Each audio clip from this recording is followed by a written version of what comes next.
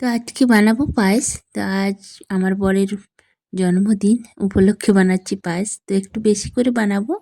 আমাদের বাড়ির মানে ৫ ঘর আছে। মানে আমার শ্বশুরমশাইরা ৫ ভাই। তো ওই ৫ ভাই বাড়িতে দেওয়া হবে একটু করে পায়েস।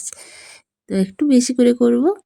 তো কিভাবে করছি না করছি সেটা শেয়ার করব। এই দেখো এই আতপ চাল নিয়েছি আমাদের চাষের, কিন্তু আর বছর এই চাষের আতপ চালগুলো আমি সংরক্ষণ করে রেখেছি কিছুটা পায়েস করার জন্যই।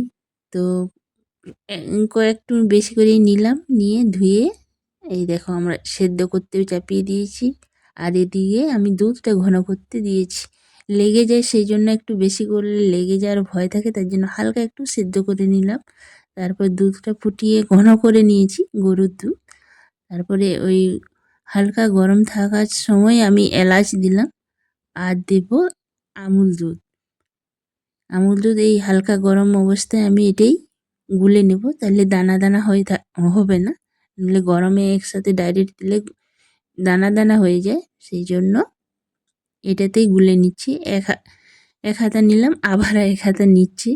এক হাতে ভিডিও করছি তাই অসুবিধা হচ্ছে। এই যে আর এক হাতা নিয়ে গুলে ঘন করে নিলাম দুধটা। তো ঘনটা দেখো কি সুন্দর দেখাচ্ছে, এই দুধটা যেন এইটাই ক্ষীর হয়ে গেছে। তো আমি ভালো করে মিশিয়ে নিয়েছি গরুর দুধের সাথে আমুল দুধটা। এইবার আমি গরুর দুধ আর আমুল দুধটা একসাথে মিক্স করে দিয়ে দিচ্ছি। ওই দেখো চাল আমার সেদ্ধ হয়ে গেছে, ওই চালে আমি দিয়ে দিলাম। আতপ চালে কিন্তু আমাদের চাষের এই আতপ চাল খেতে কিন্তু দারুণ হয় পায়েস। একটু মনে হচ্ছে জলটা আরও লাগবে, সেই জন্য একটু আবার আমুল দুধ গুলে নিলাম গরম জল করে, নিয়ে আবার দিলাম। তো পায়েস একটু ঠান্ডা হলে একদম বসে যায়, সেই জন্য আর একটু পাতলা হবে, যে হালকা নরম থাকাকালীন নামালে পায়েসটা ঠিক মাপের হয়, মানে না শক্ত হবে না নরম হবে, সেইভাবে হবে। তো আরও আমুল দুধের হাতা নিয়ে আমি একটু গরম জল করে গুলে নিলাম। তো ঢেলে দিচ্ছি। এইবার আবার কিছুক্ষণ ফুটিয়ে নেব। আবার মিনিট ২০ মতন এই দুধ, আমুল দুধ আর গরুর দুধ দিয়ে একসাথে ফুটিয়ে নেব।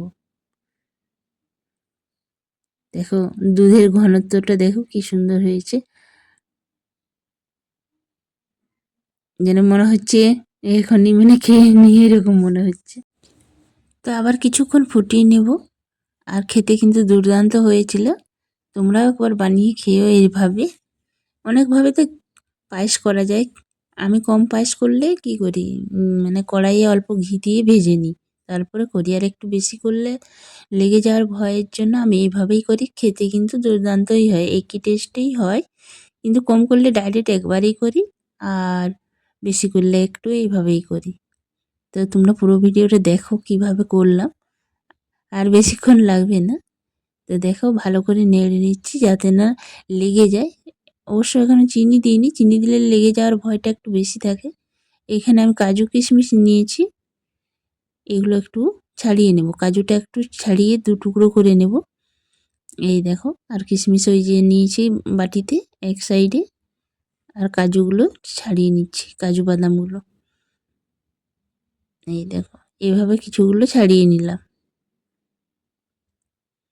তো ছাড়ানো হয়ে গেছে, এবার আমি কিন্তু দিয়ে দেব কাজু আর কিশমিশগুলো দিয়ে দেব। দেখো অনেকটাই ঘন হয়ে এসছে। আর মিনিট ১০ মিনিট মতন ফুটিয়েছি। আবার এই কিশমিশ দেবো, তারপর চিনি দেবো। চিনি দিলে আবার একটু পাতলা হবে, তারপরে আবার ৫ মিনিট ফুটিয়ে নিতে হবে। তো এই দেখো কাজু কিশমিশটা দিয়ে দিলাম।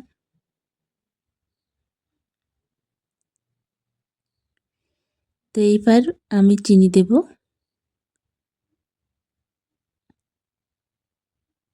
চিনিটা ঢেলে দিলাম, অল্প একটু কম হবে, তো আর একটু নিয়ে আসছি, পরে দিয়ে দিয়েছি। তো চিনিটা ঢেলে নিলাম, কৌটোতে ওইটুকুই ছিল, আরও একটু নিয়ে এসে ঢেলে দিয়েছি। তো তারপর ভালো করে নেড়ে নিলাম। অল্প একটু ঘি দিয়েছি, ১/২ চামচের মতন অল্প একটু ঘি দিয়ে দিলাম। এতে সেন্টটা মানে পায়েসের গন্ধটা খুব ভালো হবে। আবার এলাচ, ঘি, দুধ, গন্ধটা মো মো করছে, বাড়িটা যেমন মো মো করছে গন্ধে, পায়েসের গন্ধে।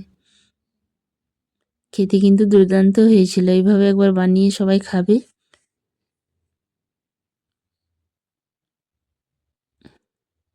তো ভালো করে নেড়ে চেড়ে আমি একটু মানে চিনিটা গলিয়ে নিলাম। এরপর আবার মিনিট 5 মতন আমি ফুটিয়ে নেব। আর বারবার না নাড়লে কি হবে কি নিচে লেগে যাওয়ার ভয়টা থাকে, সেই জন্য ভালো করে নেড়ে নিচ্ছি।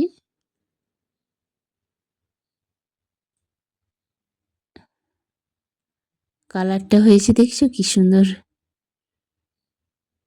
কেশর দিলে যেমন কালারটা হয়ে যায় না, হালকা কেশর রঙটা সেই রকম হয়ে গেছে। তা আমি বন্ধ করে রেখে দিলাম। এবার ঢাকা দিয়ে থাক, তারপর দেখাচ্ছি। এই দেখো পায়েসটা হয়েছে। এবার আমরা মানে আমার ছেলেকে বললাম দিয়ে আয়, দিয়ে দিয়েছি পায়েস। এই যে বাটিতে বাটিতে থালাই করে দিয়ে আসছে আমার বড় ছেলে। তো এই দিয়ে আমি লুচিগুলো ছেঁকে নিলাম। আর চিকেন করা ছিল সকালবেলা। তো এই যে চিকেনটা গরম করে নিচ্ছি। কিভাবে চিকেনটা হয়েছিল সেটা একটু দেখিয়ে দিচ্ছি দিনের বেলা। এই যে কাজু বাটা দিয়ে করেছিল, আমি করিনি, আমার বড়ই করেছিল। আর আদা, রসুন, পেঁয়াজ কুচি, তারপরে চৌকো চৌকো পেঁয়াজ কাটা, আর মেরিনেট করা ছিল চিকেনটা দই টই দিয়ে, ওইভাবেই বানিয়েছিল। আর আমি এক হাঁড়ি লুচি করলাম গরম গরম। আর চিকেন অল্প ছিল সেটা গরম করলাম। আর পায়েস তো করলাম, তোমাদেরকে দেখালাম কিভাবে পায়েসটা করলাম।